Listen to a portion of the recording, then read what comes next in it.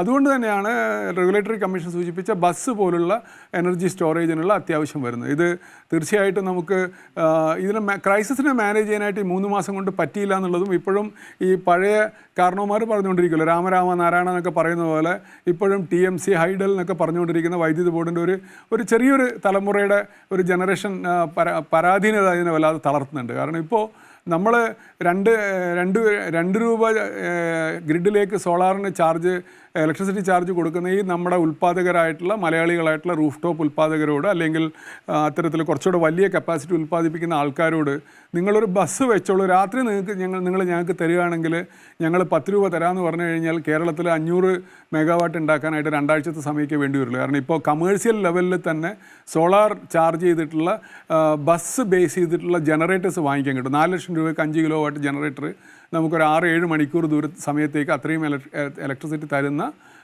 Generator ഇന്ന് കേരളത്തിൽ commercially available ആണ്. അപ്പോൾ നമ്മൾ ഇത്രയധികം മാർക്കറ്റും ടെക്നോളജിയും മുന്നോട്ട് പോയെടുത്ത് മുന്നോട്ട് പോകാത്ത ഒരു വൈദ്യുതി വിതരണ ചിന്തകരുടെ എൻ്റെ പ്ലാനേഴ്സിൻ്റെ ഇപ്പോഴും ഈ പ്രതിസന്ധിയിലും നമ്മളിപ്പോൾ അടുത്ത മാസം പരിഹരിക്കാൻ പറ്റുന്ന സാധ്യതയുള്ളപ്പോഴും അവർ പറയുന്നത് ഒരു ഹൈഡൽ പദ്ധതി ഉണ്ടെങ്കിൽ 2035 നമ്മൾ 2035 വളരെ ദൂരമുള്ളൊരു കാര്യമാണ്. നമുക്ക് ഇന്ന് പരിഹരിക്കാൻ എന്ത് ചെയ്യാന്നുള്ളതിന് ഇന്ന് നമുക്ക് സാങ്കേതിക വിദ്യയുണ്ട്, അതിനുള്ള പരിഹാരമുണ്ട്.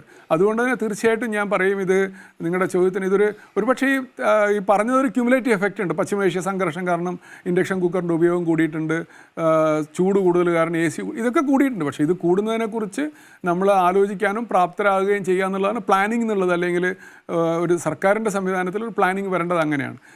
അതിന് പല ക്രിയേറ്റീവ് സാധനങ്ങൾ കൊണ്ടുവരണമെങ്കിൽ ഒരുപക്ഷെ അതിന് റെഗുലേറ്ററി കമ്മീഷൻ അനുവാദം വേണം.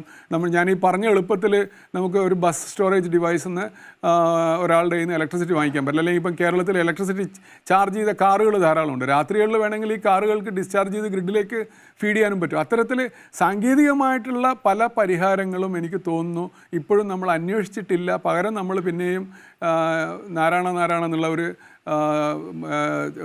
നാമജപത്തിലേക്ക് പോകുന്നു എന്നുള്ളതാണ് സാങ്കേതികമായിട്ട് ഈ വൈദ്യുതി പ്രതിസന്ധിയുടെ ഒരു പ്രധാന കാരണം എന്നുള്ളതാണ് എനിക്ക് തോന്നുന്നത്. ഈ റെഗുലേറ്ററി കമ്മീഷൻ KSEBയെ വിമർശിച്ച കാര്യം അത് ശരി തന്നെയാണെന്നുള്ളതാണ് അങ്ങയുടെ അഭിപ്രായം അല്ലേ? ഈ പകൽ സമയത്ത് വൈദ്യുതി പാഴാകുന്നു എന്നുള്ള കാര്യം തീർച്ചയായിട്ടും അത് മാത്രമല്ല, പാലക്കാടൊക്കെ എനിക്ക് തോന്നുന്നു ഇലക്ട്രിസിറ്റി ബോർഡുമായി ബന്ധപ്പെട്ടുകൊണ്ട് തന്നെ ഇത്തരത്തിലൊരു ബസ്സിൻ്റെ സ്റ്റോറേജ് സംവിധാനത്തിനെ മെച്ചപ്പെടുത്താനും ഉള്ള സംവിധാനങ്ങൾ കേരളത്തിൽ നല്ല ശ്രദ്ധയോടെ പ്രവർത്തനങ്ങൾ നടക്കുന്നുണ്ട്. ഞാനതിൽ നടക്കുന്നതിന് KSEBയെ അനുമോദിക്കുകയും ചെയ്യും. കാരണം ഒരു അതിൽ കുറച്ച് പേരെങ്കിലും ഇത്തരത്തിലൊരു മുന്നോട്ട് പോകാനുള്ള സാധ്യത നോക്കുന്നത്.